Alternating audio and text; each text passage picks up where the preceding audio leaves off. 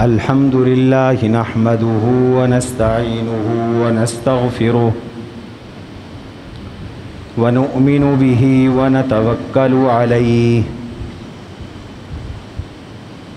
ونعوذ بالله من شرور أنفسنا ومن سيئات أعمالنا من يهده الله فلا مضل له ومن يضلله فلا هادي له ونشهد أن لا إله إلا الله وحده لا شريك له ونشهد أن سيدنا ومولانا محمدا عبده ورسوله صلی اللہ تعالی علیہ وعلى آلہ وأصحابہ وأزواجہ وأتباعہ وذریاتہ اجمعین اما بعد فاعوذ باللہ من الشیطان الرجیم بسم اللہ الرحمن الرحیم والفجر وليال عشر والشفع والوتر والليل إذا يسر هل في ذلك قسم لذي حجر وقال تبارك وتعالى في موضع آخر وليشهدوا منافع لهم ويذكروا اسم الله على ما رزقهم من بهيمة الأنعام فإلهكم إله واحد فله أسلموا وقال رسول الله صلى الله عليه وسلم أفضل أيام الدنيا العشر أي عشر ذي الحج وقال رسول الله صلى الله عليه وسلم ما من أيام أفضل وأحب إلى الله من عشرة ذي الحج فأكثروا فيهن التحميد والتهليل والتكبير أو كما قال رسول الله صلى الله عليه وسلم اللهم صل على محمد وعلى آل محمد كما صليت على إبراهيم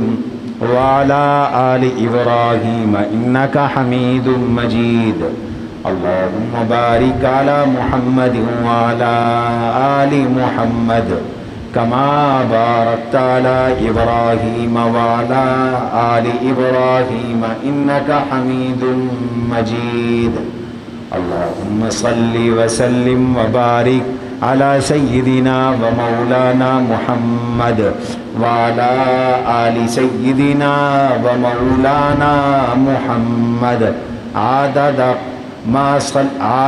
ما تحب وترضى. عزیزان گرامی، سامعین محترم،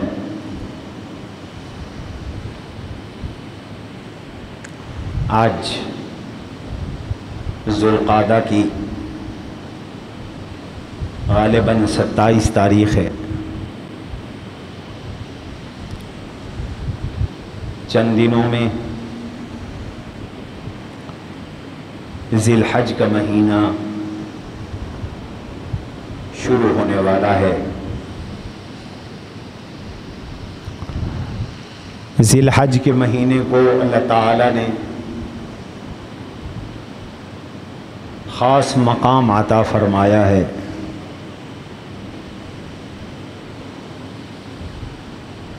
اور بالخصوص ذی الحج کے پہلے 10 دن جن کو عشرہ ذی الحج کہتے ہیں، یہ 10 دن سال کے دنوں میں بہترین دن ہیں اور اللہ کے سب سے محبوب دن ہیں. قرآن اور حدیث میں ان دنوں اور ان راتوں کی فضائل بھی منقول ہیں، اعمال اور مسائل بھی منقول ہیں۔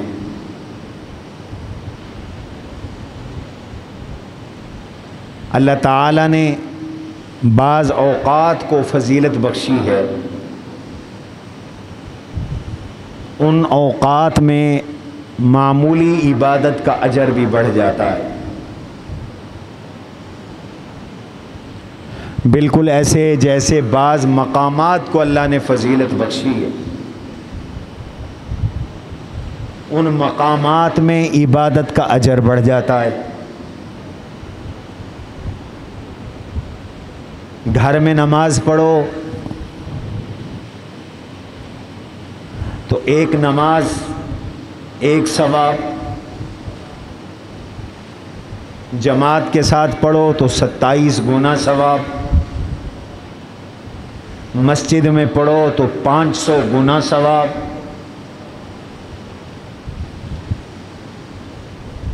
حضور نبی کریم صلی اللہ علیہ وسلم بلکہ مسجد اقصی میں نماز ادا کرو تو ایک نماز کا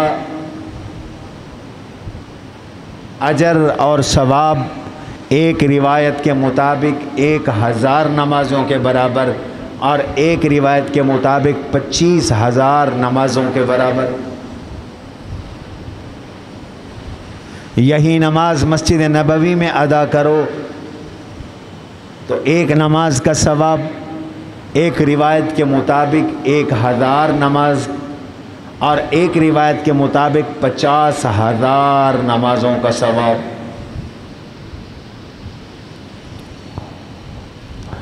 اور یہی نماز اگر حرم کعبہ میں ادا کرو، مسجد حرام میں ادا کرو تو ایک نماز کا ثواب 1,00,000 نمازوں کے برابر ہے۔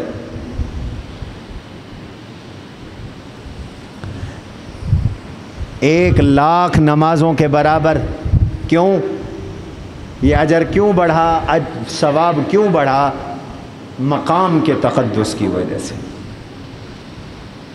جگہ کے تقدس کی وجہ سے۔ عام جگہوں سے مسجد مقدس ہے، مسجدوں میں 3 مسجدیں سب سے مقدس ہیں، مسجد حرام مقدس ہے، مسجد نبوی مقدس ہے، مسجد اقصی مقدس ہے۔ اس لیے حکم ہے لا تشد الرحال الا الى 3 مساجد۔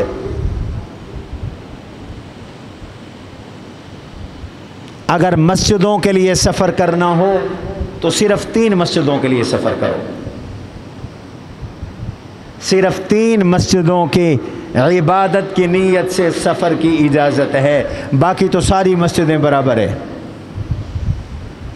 3 مسجدیں زیادہ مقدس ہیں۔ تم شاہی مسجد لاہور میں نماز ادا کرو، یا فیصل مسجد اسلام آباد میں نماز ادا کرو، یا شجاع آباد کی اس جامع مسجد الرشید میں نماز ادا کرو، یا بھوم کی مسجد میں نماز ادا کرو، یا کسی اور ملک کی کسی مسجد میں نماز ادا کرو، تو ساری مسجدیں برابر ہیں۔ اگر عبادت کے لیے سفر کرنا ہے اور نماز کے لیے سفر کرنا ہے تو میرے آقا فرماتے ہیں پھر 3 مسجدوں کے لیے سفر کرو، شد رحال کرو۔ شد رحال مساجد میں سے صرف 3 مساجد کے لیے جائز ہے۔ اس مقصد کے لیے سفر کرنا صرف 3 مساجد کی طرف جائز ہے، مسجد حرام، مسجد نبوی، مسجد اقصی۔ اللہ ہمیں تینوں کی نمازیں نصیب فرمائے، تینوں کی حاضری نصیب فرمائے۔ تو مقامات مقدس ہوتے ہیں، جگہیں مقدس ہوتی ہیں، زمینیں مقدس ہوتی ہیں۔ حضرت موسیٰ علیہ نبینا وعلیہ الصلاۃ والسلام وادی تیہ میں تھے، اپنی قوم کے ساتھ۔ بنی اسرائیل 30 سال تک وادی تیہ میں سرگرداں رہے، یتیہون فی الارض۔ قرآن نے بتایا کہ وہ زمین میں حیران و پریشان رہتے تھے۔ اللہ کی طرف سے یہ ان کے لیے مقدر کر دیا گیا تھا، اس لیے کہ بنی اسرائیل نے جہاد سے پہلو تہی کی، انکار کیا۔ اللہ نے فرمایا اب تمہاری سزا ہے کہ تم اسی 30 میل کے میدان میں گھومتے اور پھرتے رہو۔ وہ نکل ہی نہیں سکے، یتیہون فی الارض، وہ اس خطے سے نکل ہی نہیں سکے۔ اللہ نے کہا تمہاری ضرورتیں میں پوری کروں گا لیکن رہو گے یہیں۔ کہنے لگے سایہ نہیں ہے، اللہ نے بادل بھیج دیے۔ وَظَلَّلْنَا عَلَيْكُمُ الْغَمَامَ، ہم نے بادلوں کا سایہ کر دیا۔ کھائیں کہاں سے، بھوک لگی ہے۔ وَأَنزَلْنَا عَلَيْكُمُ الْمَنَّ وَالسَّلْوَىٰ، ہم نے تم پر من اور سلوا اتارا، بھنے ہوئے بٹیر اور میٹھا آسمانوں سے اترتا تھا اور یہ اس کو کھاتے تھے۔ تو سیدنا ہارون علیہ السلام کا وصال یہیں ہوا، وہ موسیٰ علیہ السلام سے پہلے فوت ہوئے۔ موت برحق ہے۔ حضرت سیدنا موسیٰ علی نبینا وعلیہ الصلاۃ والسلام کے وصال کا وقت بھی آ گیا۔ ان کے وصال کے متعلق متعدد واقعات احادیث میں آتے ہیں۔ ایک تو واقعہ یہ آتا ہے کہ ملک الموت حضرت موسیٰ علیہ السلام کے پاس روح قبض کرنے کے لیے آئے، آ کے اجازت مانگی۔ موت برحق ہے، سب کو آنی ہے، لیکن موت میں فرق ہے۔ نبی کی موت اور ہماری موت ایک جیسے نہیں ہو سکتی۔ جیسے ان کی زندگی ہم جیسی نہیں، ایسے ان کی وفات ہم جیسی نہیں۔ جیسے ان کی زندگی اعلیٰ ممتاز صفات اوصاف خصوصیات والی ہے، ایسے انبیاء علیہ السلام کی وفات ممات اعلیٰ افضل اوصاف خصال خصوصیات والی ہے۔ جیسے ان کی زندگی عام انسانوں جیسی نہیں، ایسے ان کی وفات بھی عام انسانوں جیسی نہیں۔ اجازت مانگی ملک الموت نے، روح قبض کر لوں۔ حضرت موسیٰ علیہ السلام جلالی نبی تھے، غصہ آ گیا، تھپڑ رسید کیا ملک الموت کو،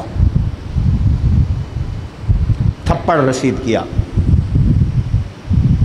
ملک الموت خلاق عالم کے پاس پہنچے، الہ العالمین، آپ کے کلیم آپ کے حکم کے مطابق میں ان کی روح قبض کرنے کے لیے گیا، لیکن انہوں نے مجھے تھپڑ مار دیا۔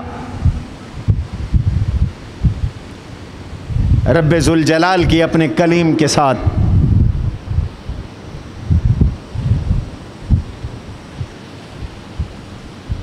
محبت کا تعلق تھا، اللہ کے مقرب بندے تھے، کلیم اللہ تھے۔ فرمایا ملک الموت سے جاؤ میرے کلیم سے جا کے کہو کہ وہ بیل کی کمر پہ ہاتھ رکھ لیں، جتنے بال ہاتھ کے نیچے آئیں گے اتنے سال میں ان کی زندگی بڑھا دوں گا۔ میں قادر مطلق ہوں، جسے چاہوں موت دوں، جسے چاہوں زندگی دوں، جسے چاہوں ڈھیل دے دوں اور جسے چاہوں موت دے دوں۔ اللہ کے قبضہ قدرت میں ہے، اختیار میں ہے۔ یحیی و یمیت، جلاتا بھی وہی ہے، مارتا بھی وہی ہے۔ ربی الذی یحیی و یمیت۔ بیل کی کمر پہ ہاتھ رکھو، جتنے بال آئیں گے اتنی عمر بڑھ جائے گی، اتنے سال عمر بڑھ جائے گی۔ ہاتھ رکھا نہیں، کہنے لگے پھر کیا ہوگا ملک الموت سے؟ ملک الموت نے اللہ کا پیغام دیا، پوچھا موسیٰ علیہ السلام نے ملک الموت سے پھر کیا ہوگا؟ فرمایا حضرت پھر موت ہے، پھر موت ہے، کر لے جو کرنا ہے، آخر موت ہے۔ موت سے تو کوئی فرار نہیں نا، کوئی نہیں بھاگ سکتا، نہ کوئی نبی، نہ کوئی ولی، نہ کوئی سیٹھ، نہ کوئی دولت مند، نہ کوئی حاکم، نہ کوئی ڈاکٹر، نہ کوئی انجینئر، نہ کوئی سائنسدان، کوئی بھاگ کے دکھائے۔ قل ان الموت الذي تفرون منه فانه ملاقيكم، جس موت سے تم بھاگتے ہو وہ آ کے رہے گی۔ اللہ کے سامنے جانے سے ڈرتے ہو، پیشی ہو کے رہے گی۔ قل ان الموت الذي تفرون منه فانه ملاقيكم ثم تردون الى عالم الغیب والشہادہ، پھر اللہ کی پیشی بھی ہوگی جو غائب، چھپی ہوئی اور ظاہر سب چیزوں کو جانتا ہے، جو کچھ کر کے آئے ہو وہ تمہیں بتائے گا۔ حضرت پھر بھی موت ہے؟ فرمایا اچھا اگر پھر بھی موت ہے تو پھر مجھے ڈھیل نہیں چاہیے، مزید زندگی نہیں چاہیے، میری روح قبض کر لو۔ لیکن موت سے پہلے ایک دعا فرمائی، الہ العالمین، مجھے موت آ رہی ہے، میری قبر، میرا ٹھکانہ، میری منزل، میری آرام گاہ، میری مرقد مقدس سرزمین میں بن جائے، بیت المقدس میں بن جائے۔ اسی بیت المقدس کو فتح کرنے کے لیے رب کریم نے بنی اسرائیل کو جہاد کا حکم دیا تھا، لیکن بنی اسرائیل نے جہاد سے اعراض کیا، بہانے بنائے، اس کی پاداش میں یہ وادی طی میں سرگرداں رہے۔ موسیٰ علیہ السلام نے کہا یا اللہ موت تو آ رہی ہے، میری قبر مقدس سرزمین میں بنے، میری قبر بیت المقدس کے قریب بنے۔ اس لیے التجا کی جاتی ہے، آرزو کی جاتی ہے، یا اللہ میری قبر مدینہ میں بنے، یا اللہ میری قبر مکہ میں بنے، مقدس سرزمین میں موت آئے۔ مقدس جگہوں پر عبادت کا اجر بھی بڑھ گیا اور مقدس جگہوں پہ جینے کا مزہ بھی بڑھ گیا، مرنے کا اجر بھی بڑھ گیا۔ سمجھائیے راؤ،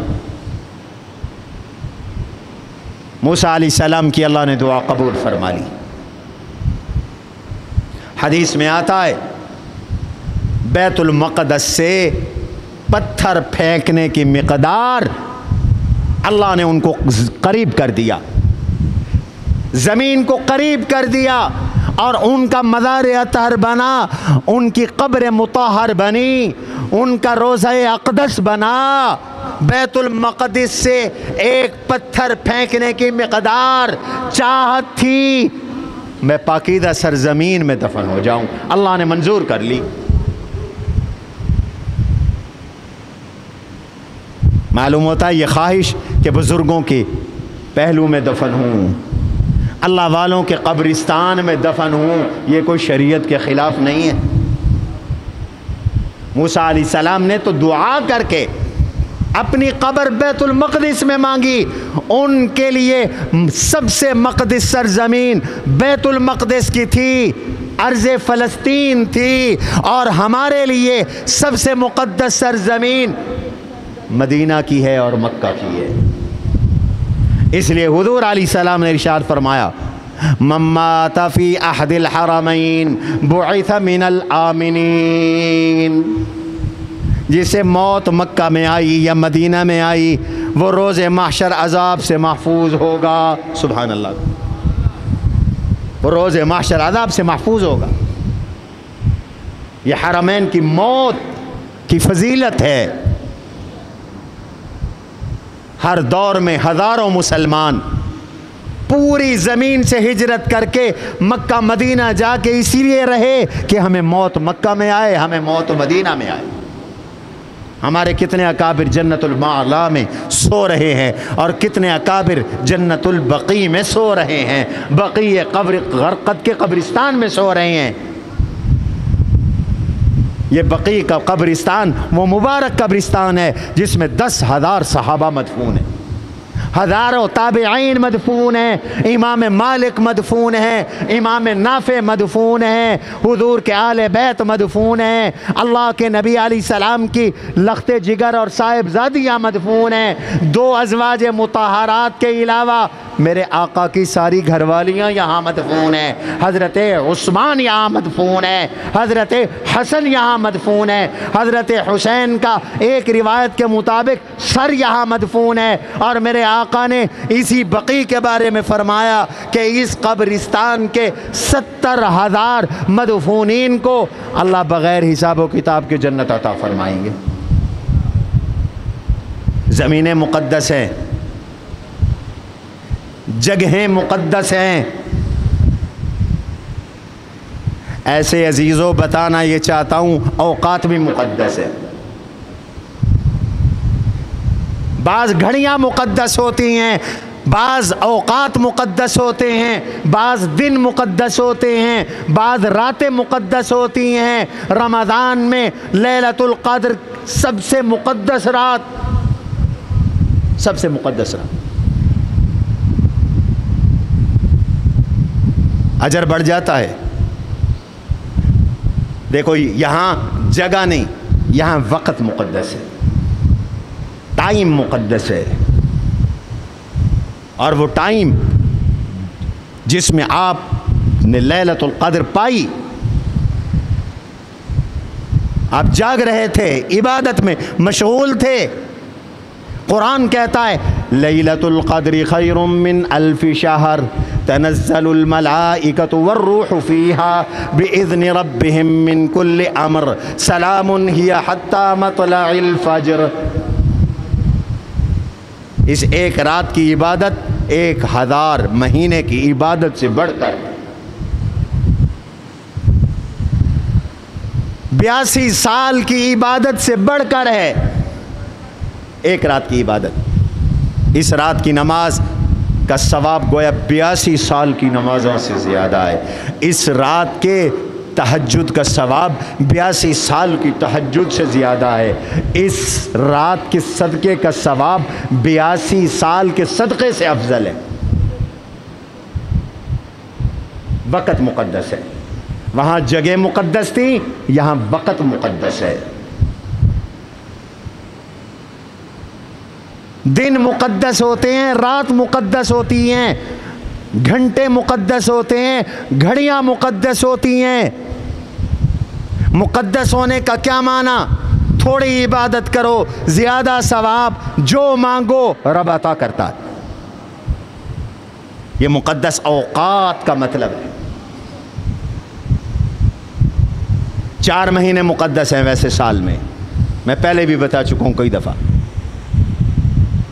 ان عدت الشہور عند اللہ 12 شہرا فی کتاب اللہ یوم خلق السماوات والارض۔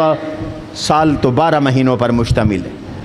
منہا 4 حرم، ان میں سے 4 مہینے مقدس ہیں، محترم ہیں۔ ذو القعدہ جو ابھی گزر رہا ہے، ذی الحج جو آنے والا ہے، محرم جو آنے والا ہے، یہ 3 مہینے لگاتار ہیں، متوالیات و رجب مضر بین جمادہ و شعبان، اور چوتھا مقدس مہینہ رجب کا جو جمادہ اور شعبان کے درمیان میں آتا ہے، آپ نے اس مہینے کا محل وقوع بھی بیان فرما دیا۔ یہ 4 محترم مہینے، اور پھر ان 4 محترم مہینوں کے اندر ذی الحج اور ذی الحج کے پہلے 10 دن سب سے محترم، یہ سب سے محترم کیوں؟ نمبر 1، قرآن کریم نے ان راتوں کی قسم اٹھائی، اس 10 ذی الحج کی فجر کی قسم اٹھائی، 9 ذی الحج کی قسم اٹھائی، 10 ذی الحج کی قسم اٹھائی۔ اور اللہ جس کی قسم اٹھاتے ہیں اس کی عظمت کی طرف اشارہ ہوتا. والفجر وليال عشر والشفع والوتر واللیل اذا یسر. فجر کی قسم 10 ذی الحج کی فجر. ولیال عشر 10 راتوں کی قسم، ذی الحج کی 10 راتیں. والشفع والوتر جفت کی قسم، طاق کی قسم. طاق 9 ذی الحج حج کا دن، جفت 10 ذی الحج یا 8 ذی الحج یوم الترویہ، جس دن حاجی احرام باندھ کر جا رہے ہیں حج کے لیے. قسم اٹھائی اللہ نے، اور اللہ نے ایسے قسم نہیں اٹھائی، چونکہ ان کی اہمیت تھی اس لیے قسم اٹھائی. اور اس اہمیت کو اللہ کے نبی علیہ السلام نے اپنی متعدد احادیث میں بیان فرما دیا. صحیح بخاری کی روایت ہے، ما من ایام العمل الصالح احب، ایک روایت الافضل، ایک روایت جتنا ان دنوں میں اللہ کو نیکی پسند ہے، جتنا ان دنوں یہ دن افضل ہے، ایسے کوئی عمل اللہ کو محبوب نہیں، افضل نہیں، جیسے اعمال ان 10 دنوں کے اندر کرنا محبوب ہیں، پیارے ہیں، اللہ کو افضل ہیں. صحابہ نے کہا حضرت اگر ان دنوں میں عمل نہ ہو اور عمل بڑا ہو، مثلا جہاد ہو، ایک آدمی جہاد کر رہا ہو، تو کیا اس جہاد سے بھی ان 10 دنوں میں نماز کا ثواب، روزے کا ثواب، ذکر اللہ کا ثواب، تلاوت کا ثواب، صدقے کا ثواب، خیرات کا ثواب، ان 10 دنوں میں، پھر 10 دنوں میں تکبیر کا ثواب، تحلیل کا ثواب، تسبیح کا ثواب، تحمید کا ثواب، 10 ذی الحج کی قربانی کا ثواب کیا جہاد سے بھی بڑھ کر ہے؟ میرے آقا نے فرمایا ہاں ہاں، ان 10 دنوں میں عمل کا اجر، ثواب، محبوبیت، مقبولیت، فضیلت جہاد سے بھی بڑھ کر ہے، عام دنوں کے جہاد سے بھی بڑھ کر ہے. الا یہ کہ کوئی آدمی جہاد کے لیے جان اور سواری اور مال لے کے نکلے، اس کی سواری بھی قربان ہو جائے، وہ بھی شہید ہو جائے، اس کا ثواب تو زیادہ ہے، ورنہ تو عام جہاد کا ثواب اس سے کم ہے کہ ان 10 دنوں میں اللہ کی عبادت کی جائے. اتنے بڑے دن ہیں، ہماری اس طرف توجہ ہی نہیں. رمضان کی تو پھر بھی کچھ نہ کچھ پرواہ ہوتی ہے، عشرہ ذی الحج کو تو کوئی سمجھتا ہی کچھ نہیں. ایک روایت میں آتا ہے افضل ایام الدنیا العشر، یعنی 10 ذی الحجہ پوری دنیا کے دنوں میں سب سے افضل ترین دن ذی الحج کے پہلے 10 دن ہیں. کتنی بڑی فضیلت ہے. عشرہ ذی الحج کے پہلے 10 دن دنیا کے دنوں میں سب سے افضل ترین دن ہے. تیسری روایت ابن عمر رضی اللہ عنہما کی، ما من ایام احب الی اللہ و افضل الی اللہ، یہ 10 دن ذی الحج کے پہلے 10 دن اللہ کے ہاں سب سے زیادہ محبوب بھی ہیں، افضل بھی ہیں. لہذا حکم دیا فَأَكْثِرُوا فِيهِنَّ التَّحْمِيدَ، ان دنوں میں کثرت سے الحمدللہ کہو، والتکبیر اللہ اکبر کہو، والتحلیل لا الہ الا اللہ کہو، کثرت سے ذکر اللہ کرو، اللہ کا ذکر کثرت سے کرو ان دنوں کے اندر. اور پھر اکٹھی ہوتی ہیں، پورے سال اکٹھی نہیں ہوتی. امہات العبادات ادا ہوتی ہیں صرف ذی الحج کے پہلے 10 دنوں میں. बाकी पूरा साल ये सारी बातें इकट्ठी नहीं होती। वो कैसे? बुनियादी अरकान इस्लाम के 5, उनमें बुनियादी इबादत 4, नमाज, रोज़ा, हज, ज़कात, ये 4 इबादतें रमज़ान में भी इकट्ठी नहीं है। क्या ख्याल है, रमज़ान में हज होता है? बताओ, रमज़ान में हज होता है? नहीं होता हज रमज़ान में। तो रमज़ान में भी सिर्फ नमाज है, रोज़ा है या ज़कात और सदका है, हज नहीं होता। रमज़ान में जब सारी इबादतें इकट्ठी नहीं हैं, शव्वाल में नहीं है, ज़ुल्क़ादा में नहीं है, मुहर्रम में नहीं है, सफ़र में नहीं है, रबीउल अव्वल में नहीं है, रबीउल सानी में नहीं है, रजब में नहीं है, शाबान में नहीं है। कब हैं? सिर्फ इन 10 दिनों में, सिर्फ इन 10 दिनों में, ज़िल हज के 10 दिनों में सारी बातें इकट्ठी हो गई। और वो कैसे? नमाज पढ़ो, नमाज तो वैसे फ़र्ज़ है, लेकिन इन रातों में बतौर ख़ास तहज्जुद की तरगीब भी दी गई। क़ियामुल लैल करो, रातों को उठो, नवाफिल पढ़ो, जागो। और एक रिवायत में, तिरमिज़ी की रिवायत में, एक रात की तहज्जुद का सवाब 1 साल के तहज्जुद पढ़ने के बराबर है। अगरचे सनद के एतबार से ये हदीस कमज़ोर है, लेकिन फ़ज़ाइल में ज़ियाफ़ मोतबर है। नमाज कसरत से पढ़ी जाती है। अशरा ज़िल हज में ईद के दिन तो 5 की बजाय 6 नमाज़ें पढ़ते हो। 10 ज़िल हज्जा को रोज़े रखने की तरगीब है इन 10 दिनों के अंदर। पहले 9 दिनों के अंदर फरमाया रोज़े रखो, कसरत से रोज़े रखो, और कोशिश की जाए कि 9 के 9 रोज़े रखे जाए। इसलिए कि ज़िल हज के इन दिनों में एक रोज़े का सवाब भी 1 साल के रोज़ों के बराबर है। साल के रोज़ों के बराबर सवाब है एक रोज़े का।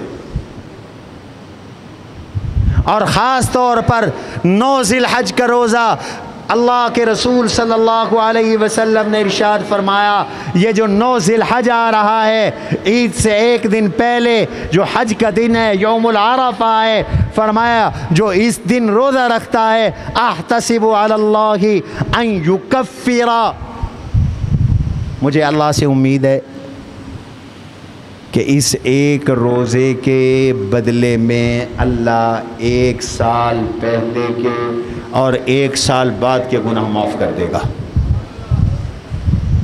एक रोज़े के बदले 2 साल के गुनाह माफ़ हो जाएंगे, 2 साल के। और इन 10 दिनों में सबसे अफजल दिन उलमा कहते हैं 9 ज़िल हज्जा है, जो हज का दिन है। इस दिन शैतान जलील होता है, रुसवा होता है, अपने सर पे धूल डालता है। वो कहता है मेरी मेहनत ज़ाय हो गई, मैंने इब्ने आदम को गुनाहों में लगाया, गुमराह किया, आज ये हज पे आया, अल्लाह ने इसको भी माफ़ कर दिया, और जिस के लिए इसने दुआएं की अल्लाह ने उसको भी माफ़ कर दिया। इसलिए हाजियों से दुआ की दरख्वास्त करनी चाहिए। हाजी जिस के लिए दुआ करेंगे उसके गुनाह भी बख्शे जाएंगे। दुआ करो अल्लाह हज की तौफीक दे। खुद हज पे न जा सको तो हाजी से दुआ के लिए ज़रूर दरख्वास्त करो, मेरे लिए दुआ करना अराफात में। और हुज्जाज को भी चाहिए कि वो दुआओं का एहतमाम करे, गैबाना दूसरों के लिए दुआएं करे। इसलिए कि हदीस में आता है जब कोई मुसलमान किसी मुसलमान के लिए गायबाना दुआ मांगता है, अल्लाह का एक फ़रिश्ता मुकर्रर है, वो इसकी दुआ पे आमीन कहता है और साथ कहता है वलका बिमिस्लिन, तेरी ये दुआ जिसके लिए की गई उसके हक़ में भी कबूल हो, साथ तेरे हक़ में भी कबूल हो। वलका बिमिस्लिन। اور غائبانہ کی ہوئی دعائیں قبول ہوتی ہیں، منہ پر تو خوشامد ہو جاتی ہے۔ جب کوئی نہیں دیکھ رہا، کوئی ساتھ نہیں ہے، کوئی سن نہیں رہا، غائبانہ کوئی مسلمان کسی مسلمان کے لیے دعا کر رہا ہے تو یہ اس کی محبت کی علامت ہے، اخلاص کی علامت ہے، یہ اخلاص بری دعا ہے، اور ایسی دعائیں اللہ رد نہیں کرتے، قبول فرماتے۔ اس لیے دعائیں لینی چاہیے، غائبانہ دعائیں لینی چاہیے، اور حاجیوں کی دعائیں تو سب کے لیے ہونی چاہیے، ان سے دعائیں لینی چاہیے۔ یہاں تک کہ حضور علیہ السلام نے فرمایا جب حاجی واپس آئے تو اسے مصافحہ کرو اور اسے دعا کی درخواست کرو، وہ بخشا ہوا آ رہا ہے، اسے مصافحہ بھی کرو، اس سے دعا کی درخواست بھی کرو۔ سبحان اللہ۔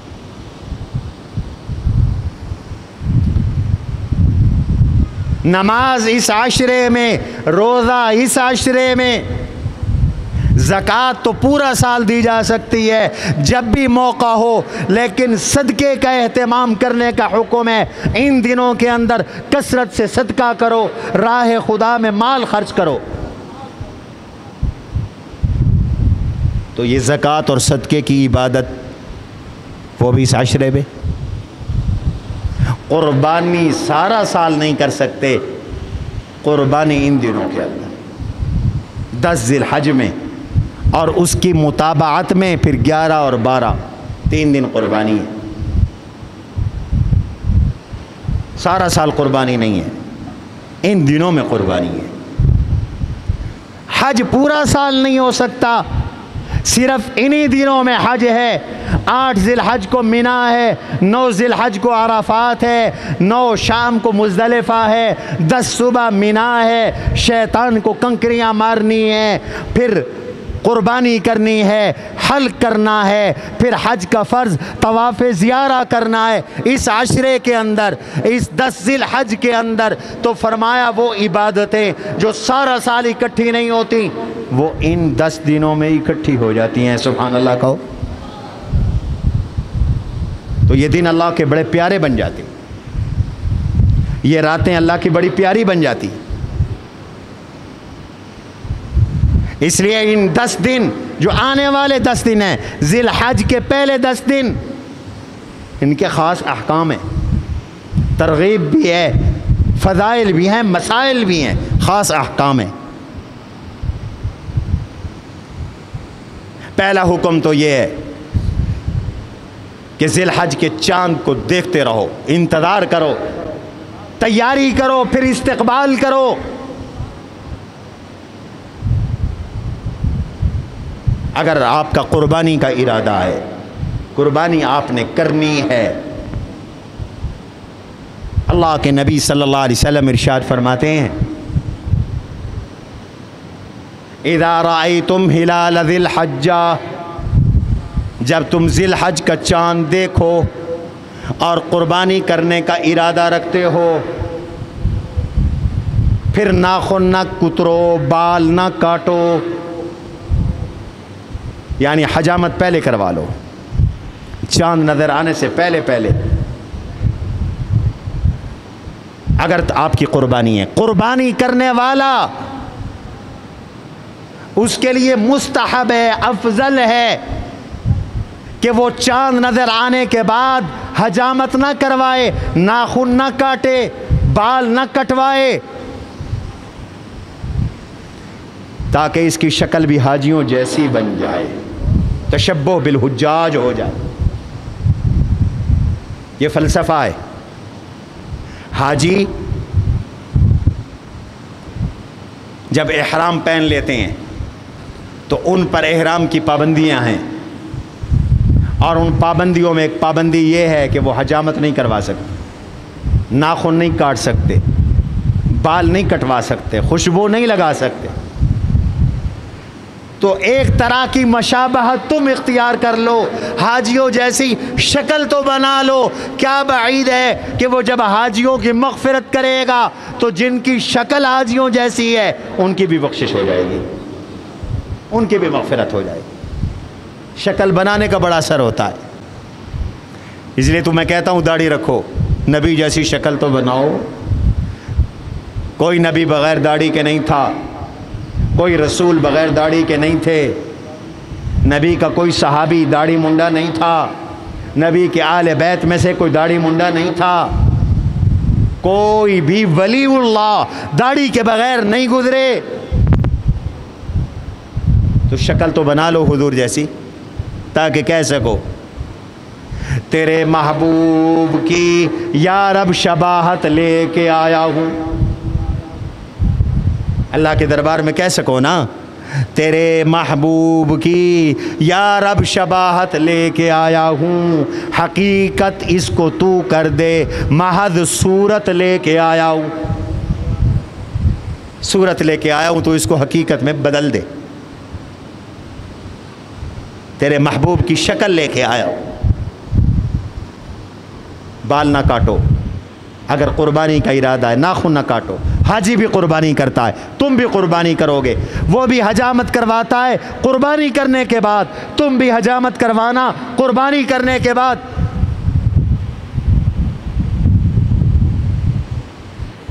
دوسرا حکم ہے ان دنوں میں روزے رکھو، اور روزے کا اجر اور ثواب میں نے آپ کے سامنے عرض کیا، ایک روزے کا ثواب 1 سال کے روزوں کے برابر، خاص طور پر 9 ذی الحج کا روزہ۔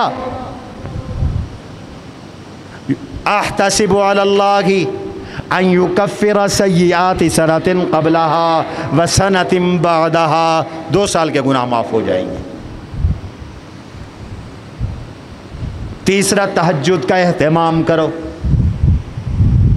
ان 10 دنوں میں تہجد کا اہتمام کرو، 1 رات کی تہجد کا ثواب 1 سال اللہ کے راستے میں جاگنے کے برابر، عام جہاد سے بھی یہ اجر بڑھ گیا۔ ان دنوں کا تہجد اللہ کو زیادہ پیارا، زیادہ محبوب، زیادہ مقبول۔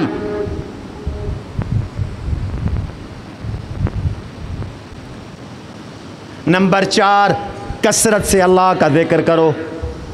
اللہ کے نبی علیہ السلام فرماتے ہیں فَأَكْثِرُوا فِيهِنَّ التَّحْمِيدَ وَالتَّكْبِيرَ وَالتَّهْلِيلَ، ان دنوں میں کثرت سے پڑھا کرو الحمدللہ، کثرت سے پڑھا کرو اللہ اکبر، کثرت سے کہا کرو لا الہ الا اللہ، گویا تیسرے کلمے کا ورد کثرت سے کرو، پڑھا کرو سبحان اللہ والحمدللہ ولا الہ الا اللہ واللہ اکبر۔ ابن عمر رضی اللہ عنہما جلیل القدر صحابی رسول، متبع سنت، سیدنا ابی ہریرہ رضی اللہ عنہ جلیل القدر محدث اعظم صحابی رسول، دونوں بازار میں جاتے تھے ان 10 دنوں کے اندر تو نعرے لگاتے تھے اللہ اکبر، تو وہ جب اللہ اکبر کہتے تھے بازار کے سارے دکاندار، خریدار، تمام ریڑیوں والے، چھابڑیوں والے، وہ بھی ابن عمر اور ابو ہریرہ کے ساتھ مل کر ذی الحج کے ان 10 دنوں میں کیا کہتے تھے؟ آپ بھی اونچی آواز سے کہیں اللہ اکبر، اللہ اکبر کہتے۔ کثرت سے اللہ کا ذکر کرو ان دنوں کے اندر، سبحان اللہ، الحمدللہ، لا الہ الا اللہ، اللہ اکبر، لا الہ الا اللہ، اس کی کثرت کرو۔ نمبر 5، گناہ نہ کرو ان دنوں میں، نماز نہ چھوڑو، بد نظری نہ کرو، آج کل کے عام گناہ ہیں جنہیں ہم گناہ ہی نہیں سمجھتے، نماز نہ پڑھنا، نماز چھوڑ دیتے ہیں ہم، یہ حکم تو قرآن کا ہے، فَلَا تَظْلِمُوا فِيهِنَّ أَنفُسَكُمْ، ان مقدس دنوں میں اپنے اوپر گناہ کر کے ظلم و زیادتی نہ کرو، ورنہ گناہ کرو گے اپنے اوپر ظلم کرو گے، پھنس جاؤ گے، پکڑے جاؤ گے، اللہ کی پکڑ میں آ جاؤ گے۔ جیسے مقدس جگہ میں گناہ کرنا خطرناک ہے، ایک ہے کوئی شراب پی رہا ہے گھر میں، کلب میں، وہ بھی گناہ ہے۔ پچھلے جمعے میں شراب کا گناہ بتا چکا ہوں، وقت نہیں ہے۔ لیکن اگر یہی بدبخت مسجد میں آ کے شراب پیے تو یہ برابر ہے اس گناہ کے یا بڑھ کر ہے؟ بولو بولو، بڑھ کر ہے۔ ایک آدمی باہر چوری کرتا ہے، وہ بھی بڑا گناہ۔ حدیث میں آتا ہے چور جب چوری کرتا ہے اسے ایمان نکل جاتا ہے، لا یسرق سارق وہو مؤمن۔ لیکن کوئی مسجد میں آ کے چوری کرے تو یہ اس سے بڑا گناہ، اور کوئی پھر مسجد حرام میں جا کے چوری کرے تو یہ کتنا بڑا گناہ، مسجد نبوی میں چوری کرے کتنا بڑا گناہ۔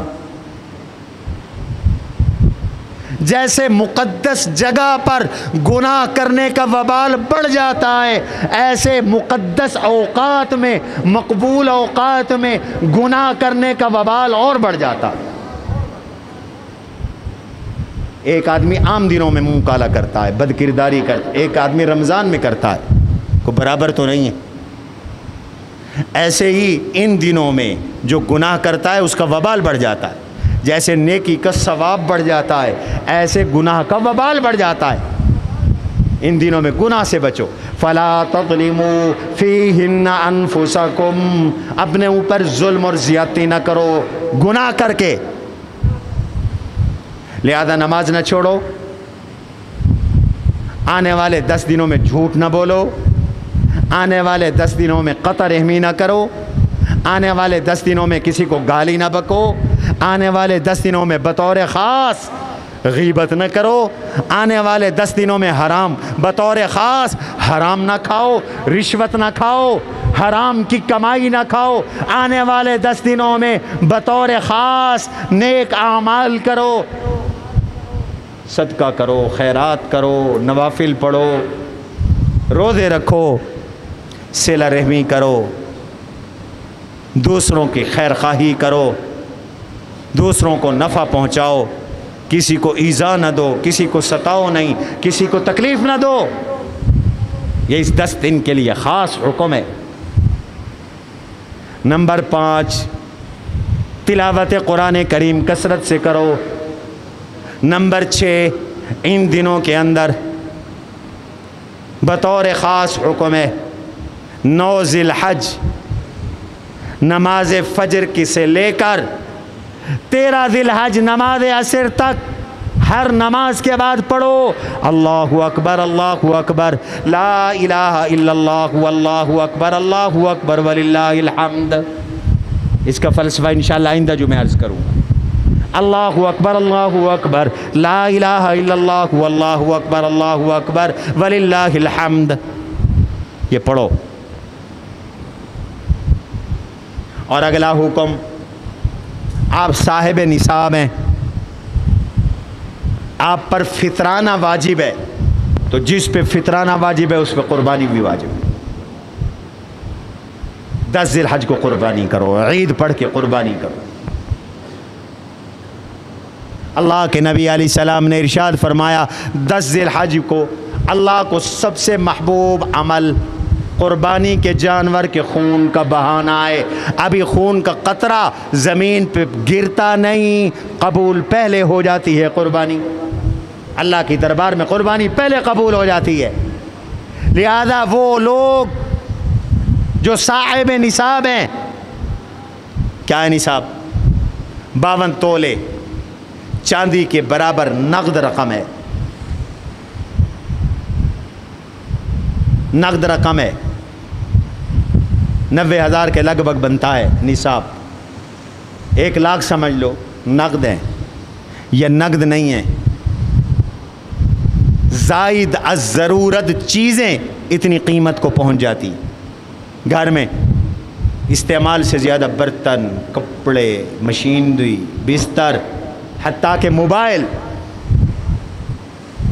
ایک سے زیادہ سواری، ایک سواری ضرورت ہے، ایک سے زیادہ سواری، ایک مکان ضرورت ہے، ایک آپ کا مکان ہے اور دوسرا مکان لیا ہوا ہے، کرائے پہ چڑھایا ہوا ہے، ویسے رکھا ہوا ہے، یا ایک مکان ہے دوسرا پلاٹ لیا ہوا ہے، یہ زائد ضرورت ہے، یا زیور ہے، کچھ سونا ہے، کچھ چاندی ہے، 52 تولے چاندی کی قیمت کو پہنچ جاتا ہے، آپ پر فطرانہ بھی لازم ہے، قربانی بھی لازم ہے، 10 ذی الحج کو قربانی کرنی ہے، یہ بطور خاص احکام ہے ان دنوں کے، اس 10 ذی الحج کے۔ اس لیے اللہ نے قرآن میں دوسری جگہ بھی فرمایا لِيَشْهَدُوا مَنَافِعَ لَهُمْ وَيَذْكُرُوا اسْمَ اللَّهِ عَلَى مَا رَزَقَهُم مِّن بَهِيمَةِ الْأَنْعَامِ سورۃ الحج۔ لوگو اللہ نے تمہیں جانور عطا کیے، اس پر بھی اللہ کا رزق، اللہ کا ذکر کرو، فی ایام معلومات، خاص دنوں میں ذکر کرو، اور وہ خاص دن یہ 10 ذی الحج ہے۔ ان 10 ذی الحجہ کے ان 10 دنوں میں کثرت سے اللہ کا ذکر کرو۔ اللہ مجھے اور آپ کو اس آنے والے عشرے کی عظمت کی قدر کی توفیق نصیب فرمائے، اور ان دنوں میں اللہ سے نعمتیں لینے کی توفیق نصیب فرمائے۔ سبحان ربک رب العزت عما یصفون وسلام علی المرسلین والحمد للہ رب العالمین۔ سنت ادا کر۔ قد عظمت فللأمجاد بانيها، ومن يسعى إلى العليا بما فيها